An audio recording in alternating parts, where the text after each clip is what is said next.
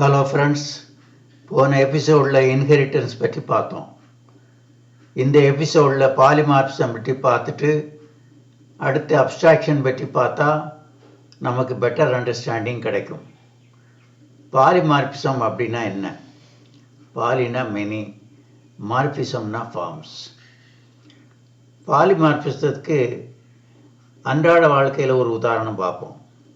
நார்மலாக நம்ம ஃப்ரெண்ட்ஸ்கிட்ட பேசுகிற மாதிரி நம்ம அப்பா அம்மாட்ட பேசுகிறதில்ல. அப்பா அம்மாட்ட பொலைட்டாக ரெஸ்பெக்ட்ஃபுல்லாக பேசுகிறோம். ஆனால் நம்ம ஃப்ரெண்ட்ஸ்கிட்ட ஜாலியாக ஜோவியலாக பேசுகிறோம். நம்ம வேலை பார்க்கும் இடத்துல நம்ம பாஸ்கிட்ட பேசும்போது பிஸ்னஸ் லைக்காக பேசுகிறோம். அதாவது நம்முடைய நடவடிக்கைகள் நம்ம யாருடன் இன்ட்ராக்ட் பண்ணுறோமோ அதுக்கு தகுந்தபடி மாறுது. சுருக்கமாக சொன்னால், நாம் எது கூட இன்ட்ராக்ட் பண்ணுறோமோ அதுக்கு தகுந்த மாதிரி நம்ம ஆக்ஷனை மாற்றிக்கிறோம். இதுக்கு பேர் தான் பாலிமார்பிசம். இப்போ ஜாவாவில் பாலிமார்பிசம்ங்கிற டெஃபினிஷனுக்கு வருவோம். ஜாவாவில் ஒரு மெத்தடானது அது ஆக்ட் பண்ணுற ஆப்ஜெக்டுக்கு தகுந்த மாதிரி வெவ்வேறு வகையாக பெர்ஃபார்ம் பண்ணுறது தான் polymorphism. Polymorphism is the capability of a method to do different things within the same class based on the object that is acting upon. பாலிமார்பிசத்தில் 2 டைப் இருக்கு. ஒன்று compile time polymorphism or method overloading. 2 run time polymorphism or method overriding. இவை ஒவ்வொன்றுக்கும் Java program எழுதி டீட்டெயில்டாக discuss பண்ணலாம். முதல்ல method overloading பற்றி பார்க்கலாம். இதுக்கு ஜாவாவில் ஒரு சிம்பிள் ப்ரோக்ராம் எழுதியிருக்கிறேன். இந்த ப்ரோக்ராமில் வாய்ட் பாலிங்கிற மெத்தட் நேம் 3 இடத்திலும் சேமாக இருக்கு.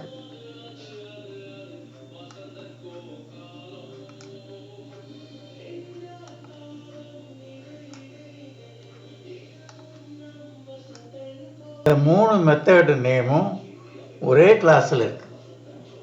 இந்த 3 மெத்தட் நேமுக்கும் நாம் பாஸ் பண்ணுற ஆர்குமெண்ட்டு மட்டும் டிஃப்ரெண்ட்டாக இருக்கு. அதாவது முதல் மெத்தட் நேமில் இன்டிஜருங்கிற ஆர்குமெண்ட்,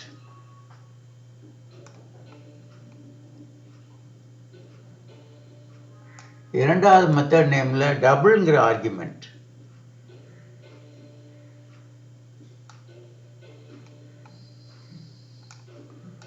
மூன்றாவது மெத்தட் நேமில் ஸ்ட்ரிங்குங்கிற ஆர்குமெண்ட்டு பாஸ் பண்ணியிருக்கேன்.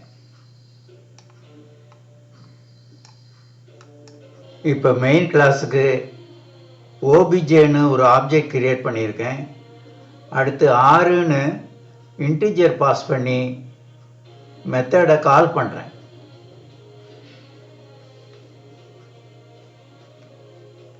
இப்போ ப்ரோக்ராமை ரன் பண்ண நவ் இன்டிஜர் இஸ் காலிங்னு அவுட்புட் கிடைக்குது. அடுத்து 6.5ன்னு சொல்லி ஒரு ஃப்ளோட்டிங் வேல்யூவை பாஸ் பண்ணி மெத்தடை கால் பண்ணுறேன். இப்போ ப்ரோக்ராமை ரன் பண்ணும்போது நவ் டபுள் இஸ் காலிங்னு அவுட்புட் கிடைக்குது. கடைசியில் obj.poly ஹலோன்னு சொல்லி ஸ்ட்ரிங் வேல்யூ பாஸ் பண்ணி மெத்தடை கால் பண்ணுறேன். நவ் ஸ்ட்ரிங் இஸ் காலிங் சொல்லி அவுட்புட் கிடைக்குது.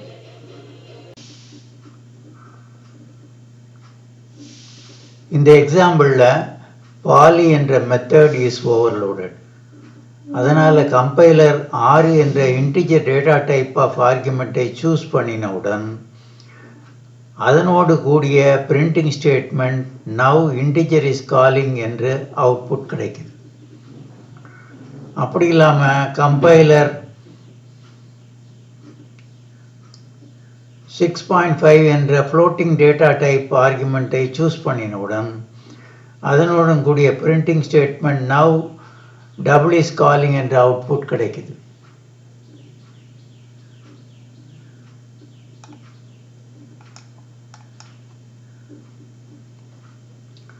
அப்படி இல்லாமல் கம்பைலர் ஹலோ என்ற ஸ்ட்ரிங் டேட்டா டைப்பை சூஸ் பண்ணினவுடன் அதனால் கூடிய printing statement now string is calling என்ற அவுட்புட் கிடைக்குது.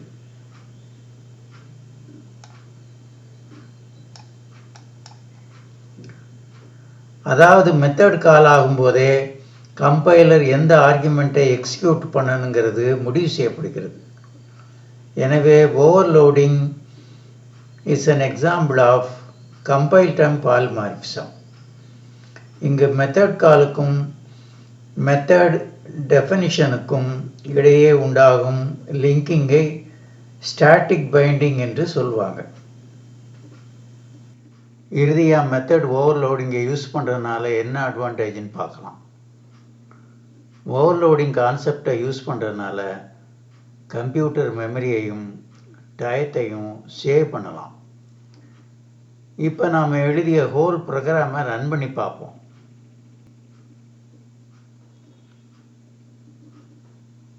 நாம் எதிர்பார்த்தபடி இன்டிஜர் டேட்டா டைப்புக்கு நவ்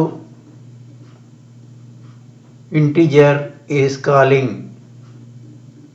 அப்படின்னு வருது.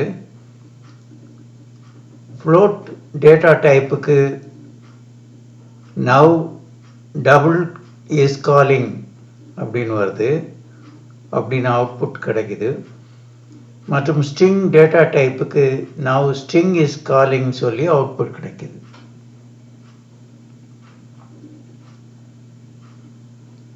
ஹலோ ஃப்ரெண்ட்ஸ், இந்த வீடியோ பிடித்திருந்தால் சப்ஸ்கிரைப் பண்ணுங்கள், நண்பர்களுக்கு ஷேர் பண்ணுங்கள். உங்களுடன் மெத்தட் ஓவர் ரைடிங் கான்செப்டை டிஸ்கஸ் பண்ண அடுத்த வீடியோவில் சந்திக்கிறேன். பாய்.